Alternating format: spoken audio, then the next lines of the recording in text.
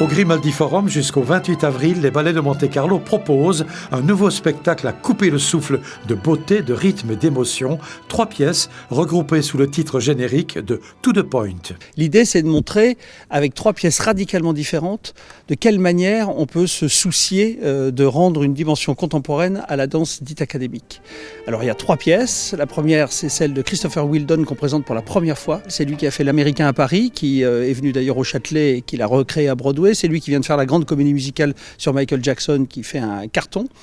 Et cette pièce-là, Golden Hour, c'est un bijou d'élégance, de raffinement. C'est quelque chose d'extrêmement délicat où vous allez voir la qualité des danseurs dans ce type de répertoire qu'on voit moins souvent au Ballet de Monte-Carlo et qui nous fait prendre conscience à quel point quand même les danseurs des Ballets de Monte-Carlo sont tout à fait exceptionnels. Sur la deuxième pièce, j'ai demandé à Sharon Eyal, qui est la star de la danse contemporaine, qui est une femme absolument formidable, qui fait des ballets très très étonnants, très déconcertants, d'ailleurs sur une musique techno. Et je lui avais demandé à l'origine de les mettre sur pointe. Alors, elle n'a pas réussi à les mettre sur pointe, mais ils sont 30 minutes sur demi-pointe, ce qui est l'équivalent de la pointe pour un danseur, dans une forme contemporaine qu'elle a complètement adaptée aux danseurs des Ballets de Monte-Carlo. Et la rupture entre la pièce de Wheeldon et la pièce de Sharon est sidérante et il est difficile d'imaginer que ce sont les mêmes danseurs qui font ces 2 pièces qui ont pour particularité d'être quand même énormément sur la pointe ou la demi-pointe.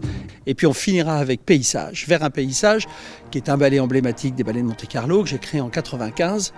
Mais là, il y a un événement particulier ce soir, c'est que c'est la première fois en 30 ans que je le fais avec l'orchestre. Gareth Kist, qui est à la baguette, a fait un travail formidable avec les musiciens et je dois dire que ça donne à Paysage une puissance qu'on a rarement eue, et Paysage étant un peu la synthèse, pour moi, du travail de Sharon et du travail de Wheeldon, c'est-à-dire quelque chose qui lie évidemment en une certaine partie la forme classique, la forme académique, comme on a chez Wheeldon, mais par ailleurs, cette puissance qu'il y a particulière à la danse contemporaine, ancrée dans le sol, et la synthèse finalement se fait avec Paysage. Donc.